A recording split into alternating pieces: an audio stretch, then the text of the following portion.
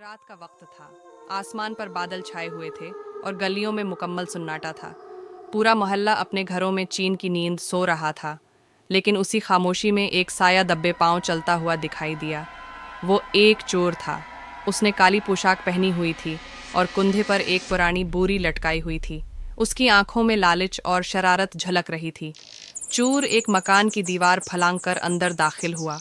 आहिस्ता आहिस्ता चलते हुए वो कमरे में पहुंचा और अलमारी की तरफ बढ़ा। अभी वो कीमती सामान निकालने ही वाला था कि अचानक कमरे में एक आवाज़ गूंजी। अम्मी, अम्मी, घर में चोर है।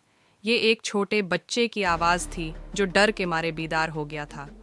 उसकी चीख सुनते ही घर वाले भागते हुए कमरे में आए। वालिद टारिच लिए हुए थे। माँ घबराहट में बच्चों को पीछे कर रही थी और सबके चेहरों पर खौफ तारी था। चोर को लगा कि अब वो पकड़ा जाएगा। उसने फौरन दौड़ लगाई और छत पर चढ़ गया। लेकिन शोर की वजह से पूरे मोहल्ले के कुत्ते भौंकने लगे। आवाज़ इतनी तेज थी कि पड़ोसी भी जाग गए। वो अपने हाथों में लाठियां और मुशालें लेकर बाहर निकल आए। अब चोर चारों तरफ से घिर गया था। उसने एक और छत फलांगने की कोशिश की, लेकिन किस्मत को कुछ और ही मंजूर था। अचानक उसका पांव फसला और वो जोरदार धड़ाम से नीचे जा गिरा। पूरे मोहल्ले के लोग दौड़कर उसके इर्द गिर्द जमा हो गए।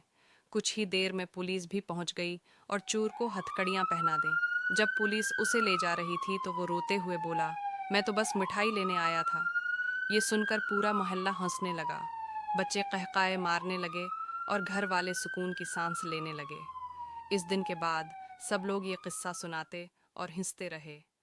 चोर आया, चोर गया और आखिरकार पकड़ा गया।